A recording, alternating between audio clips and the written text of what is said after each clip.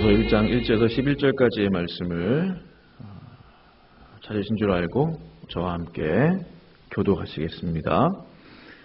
다윗의 아들 예루살렘 왕 전도자의 말씀이라. 전도자가 이르되 헛되고 헛되니 모든 것이 헛되다. 해 아래에서 수고하는 모든 수고가 사람에게 무엇이 유익한가? 한 세대는 가고 한 세대는 오되 땅은 영원히 있도다. 해는 뜨고 해는 지되 그 떴던 곳으로 빨리 돌아가고 바람은 남으로 불다가 북으로 돌아가며 이리 돌며 저리 돌아 바람은 그 불던 곳으로 오더라. 모든 강물은 다 바다로 흐르되 바다를 채우지 못하며 강물은 어느 곳으로 흐르든지 그리로 연하여 흐르느니라. 모든 만물이 피곤하다는 것을 사람이 말로 다 할 수 없나니 눈은 보아도 족함이 없고 귀는 들어도 가득 차지 아니하도다. 이미 있던 것이 후에 다시 있겠고 이미 한 일을 후에 다시 할지라. 해 아래에는 새 것이 없나니 못을 가리켜 이르기를 보라 이것이 새 것이라 할 것이 있으랴. 우리가 있기 오래전 세대들에도 이미 있었네. 같이 있습니다. 이전 세대들이 기억됨이 없으니 장래 세대도 그 후 세대들과 함께 기억됨이 없으리라. 아멘. 새벽 공기를 가르고 주님의 전에 나오신 우리 성도 여러분 환영하고 축복합니다. 한 남자가 있었습니다. 그 남자는 고등학교 때부터 머리가 빠지기 시작한 거예요. 머리 얘기가 나오니까 제 얘기는 아니고요. 고등학교 때부터 머리가 빠지기 시작해가지고 너무나 고민이 됐어요. 심지어 이제 대머리가 되기 시작했습니다. 국리 끝에 이제 고등학교를 졸업하자마자 돈을 벌어야 되겠다. 내가 돈을 벌어서 머리를 심으리라.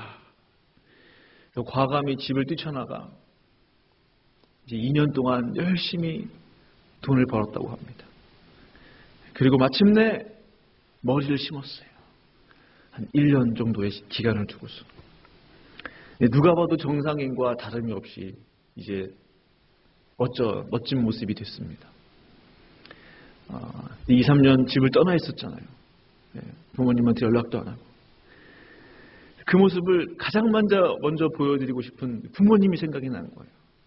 아들이 이렇게 멋진 머리가 풍성한 아들에 대해서 돌아왔습니다. 이 모습을 보여드리고 싶잖아요.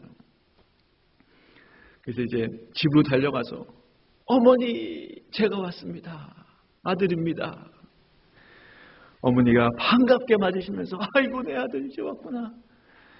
너 군대 영장 나왔다. 머리 다시 잘라야 됩니다.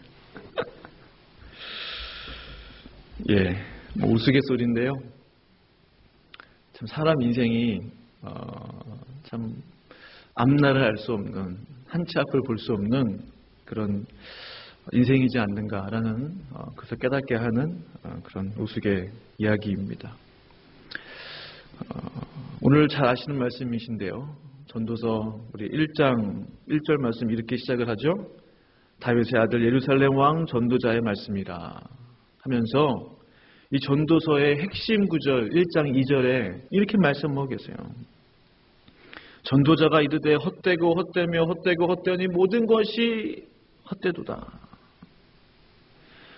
이 솔로몬이 자신을 소개하면서 다윗의 아들 예루살렘의 왕 그 다음에 전도자의 말씀이다. 본인은 전도자로서 이 지금 전도서를 쓰고 있다라는 의미이겠죠. 전도자로서 중요한 진리를 알리고 싶은 거예요. 그 중요한 진리가 뭐냐? 전도자의 신분으로 내가 전도서를 지금 쓰고 있는데 그 중요한 진리가 뭐냐? 전도자가 이르되 헛되고 헛되며 헛되고 헛되니 모든 것이 헛되도다.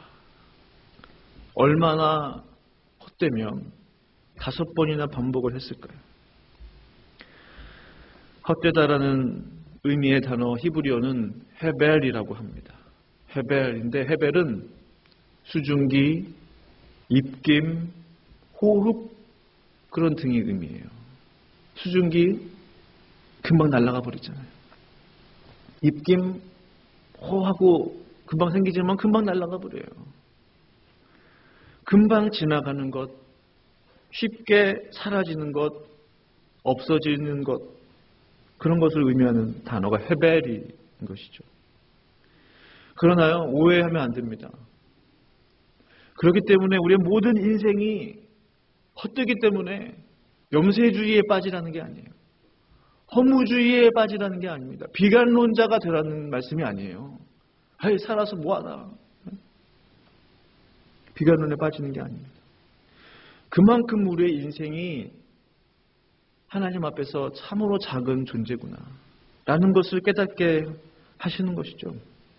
금방 지나가는 인생이구나. 금방 사라지는 것이구나. 수증기처럼 날아가 버리는 인생이구나. 그래서 우리가 날아가나이다. 우리의 인생이 무엇입니까? 우리가 날아가나이다. 그런 고백을 하지 않았습니까? 정말로 짧다.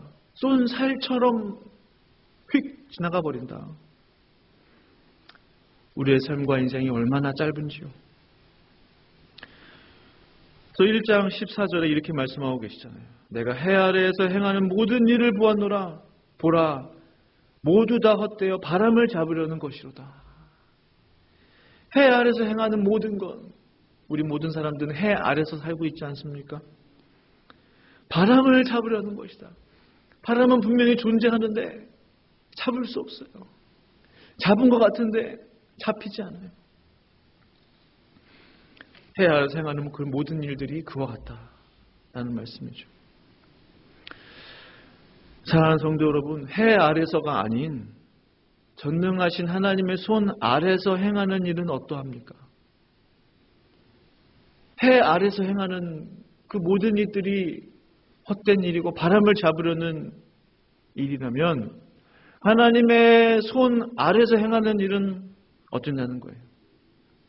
베드로전서 5장 6절은 이렇게 말씀하고 계세요. 그러므로 하나님의 능하신 손 아래에서 겸손하라. 때가 되면 너희를 높이시리라.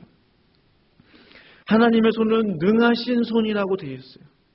전능하신 손, 전지하신 손, 능하신 손, 권능의 손, 그 손 아래서 행하는 일은 결코 무의미하지 않습니다. 오히려 우리가 겸손하게 있을 때 하나님은 하나님의 때에 우리를 높여주시는 능력의 손이 되는 거예요. 결코 허무하지 않습니다. 누가요? 하나님의 손 아래에 있는 자. 말씀하고 있잖아요. 하나님의 능하신 손 아래에 있으라. 아래에. 하나님의 능력의 손 아래에서 겸손하라. 우리는 말씀드린 대로 헤벨과 같은 인생이에요. 수증기와 같은, 입김과도 같은 그런 인생이에요. 그런데 또 안타깝게도 이 짧은 인생인데 그 인생은 피곤하며 또 만족함이 없다라고 오늘 말씀 기록하고 있어요. 전도서 1장 8절 이렇게 말씀하고 계십니다. 모든 만물이 피곤하다는 것을 사람이 말로 다 할 수 없나니. 말로 다 할 수 없을 만큼 모든 만물이 피곤하다는 거예요. 보아도 족함이 없고 귀는 들어도 가득 차지 아니하도다. 만족함이 없어요. 성에 안 차요. 내 마음에 들지 않아요. 모든 것이 다 마음에 드는 분 계십니까? 인생에 지금 다 마음에 든다. 그런 거 없을 겁니다. 어느 것이 마음에 들면 어느 것이 좀 부족하고 부족한 것이 조금 좋아지면 또 어느 것이 또 말썽을 부리고 만족함이 없어요. 내 눈에 차지 않아요. 족함이 없습니다. 그리고 삶이 피곤해요. 모든 만물이 피곤하다는 것을 사람의 말로 다 할 수 없을 정도로 피곤하다는 것입니다. 얼마나 피곤한 삶을 살고 계십니까? 그토록 열심히 일하고 살아도 우리에게 참 만족을 주지 못하는 인생이 바로 해 아래 인생이라는 사실이에요. 해 아래 인생은 다 그렇다는 거예요. 피곤하기만 하고 고단하기만 하고 만족함은 없고 그것이 해 아래 인생. 그러나 해 아래 인생이 아닌 하나님의 전능하신 손 아래 인생은 다릅니다. 하나님의 손 아래에서 사는 인생은 달라요. 우리가 잘 아는 다윗, 한때 피곤함과 고단함의 인생을 살았었어요. 사울의 칼날을 피해서 얼마나 도망자의 신세로서 살았습니까? 얼마나 피곤해요. 쫓아가는 것도 힘들지만요, 쫓기는 거는 더 긴장되고 피곤하고 밥도 제대로 못 먹고 잠도 제대로 못 자고 너무나 고단하고 피곤하고 우울한, 항상 긴장되는 인생이었단 말입니다. 바로 그때 다윗은 이러한 고백을 해요. 시편 57편 1절에 하나님이여 내게 은혜를 베푸소서. 내게 은혜를 베푸소서. 내게 은혜를 베푸소서. 내게 은혜를 베푸소서. 내 영혼이 죽게로 피하되 주의 날개의 그늘 아래에서 이 재앙들이 지나가기까지 피하리이다. 어디에서 피한다고 그랬어요? 주의 날개의 그늘 아래에서. 주의 날개의 그늘 아래에서. 주의 전능하신 손 아래에서. 사랑하는 성도 여러분, 하나님의 전능하신 손 아래에서 피하시는 성도님들 되기를 간절히 축원합니다. 우리가 전능하신 하나님의 그늘 아래에서, 날개 아래에서 있다는 거예요. 어미새가 자기 새끼들을 날개로 품듯이, 자기 새끼들을 큰 날개로 품어두듯이 전능하신 하나님의 날개 아래에서, 손 아래에서 다윗은 이 재앙이 지나가기까지 피했다는 거예요. 이 시는요, 다윗이 아둘람굴에 숨어있을 때 쓴 기도문이에요. 아둘람굴 아십니까? 아둘람굴 무슨 굴이에요? 뭐 화려한 굴입니까? 왕이 소유한 뭐 멋진 굴이에요? 그렇지 않아요. 환난자, 빚진 자, 도망자, 실패자 400명이 우글우글거리던 그 동굴이란 말입니다. 아둘람굴은 자그마치 400명이나 되는 그들 모두가 환난을 당한 자, 빚진 자라고 성경은 표현되어 있어요. 부정적인 사람 4명만 내 옆에 있어도 나도 우울해집니다. 그렇지 않아요? 40명만 되면 뭐 말 다 했죠. 400명이나 되는 사람들, 그 사람들 다 이야기 들으면 다 환난을 당한 자, 빚진 자, 도망자, 실패자, 우울한 사람들. 그때 다윗이 이 고백을 한 거예요. 하나님 나에게 은혜를 베푸소서. 나에게 은혜를 베푸소서. 내가 전능하신 주님의 날개의 그늘 아래 이 재앙이 지나가기까지 피하리이다. 다윗의 고백, 어떤 고백입니까? 하나님의 손 아래에서 살겠나이다. 해 아래 살지 않겠습니다. 난 저 뜨거운 태양빛에서 사는 인생이 아니라는 거예요. 하나님의 전능하신 손 아래에 사는 인생이라는 거예요. 그 고백이라는 겁니다. 다윗이 만약 하나님의 전능하신 날개 아래에서 살고 있다라는 그 고백을 하지 않았다라면, 그것을 몰랐더라면 다윗은 분명 그 400명과 함께 아둘람굴에 숨어 있다가 정처 없이 떠돌아다니다가 사울의 칼날을 피해 도망다니다가 그냥 죽고 말았을 거예요. 광야에서. 그의 인생은 그냥 끝나버렸을 것입니다. 그 누구도 다윗의 이름을 기억하지 못했을 거예요. 그러나 가장 최악의 조건 속에서도, 가장 최악의 조건 속에서도 내 영혼이 하나님의 손 아래에 있습니다 라고 했던 그 고백, 진정 하나님은 그 고백대로 그를 하나님의 때에 높이 세우신 줄로 믿습니다. 때가 됐을 때에 그의 영혼을 높여주셨다는 거예요. 어느 시인의 기도를 읽어드릴게요. 주님, 알려주십시오. 내 인생의 끝이 언제입니까? 내가 얼마나 더 살 수 있습니까? 나의 일생이 얼마나 덧없이 지나가는 것인지를 말씀해 주십시오. 주님께서 나에게 한 뼘 길이밖에 안 되는 나를 주셨으니 내 일생이 주님 앞에서는 없는 것이나 같습니다. 진실로 모든 것은 헛되고 인생의 전성기조차도 한낱 입김에 지나지 않습니다. 걸어다닌다고는 하지만 그 한평생이 실로 한 오락이 그림자일 뿐, 재산을 늘리는 일조차도 다 허사입니다. 장차 그것을 거두어 들일 사람이 누구일는지 아무도 모르는 일입니다. 그러므로 주님, 이제 내가 무엇을 바라겠습니까? 내 희망은 오직 주님뿐입니다. 이 기도문은 시편 39편의 내용이에요. 이 시편 기자는 알았습니다. 내 인생의 소망이 오직 하나님께만 있구나. 내가 무엇을 바라겠나이까? 내 희망은 오직 주님뿐입니다. 라고 고백했다는 사실입니다.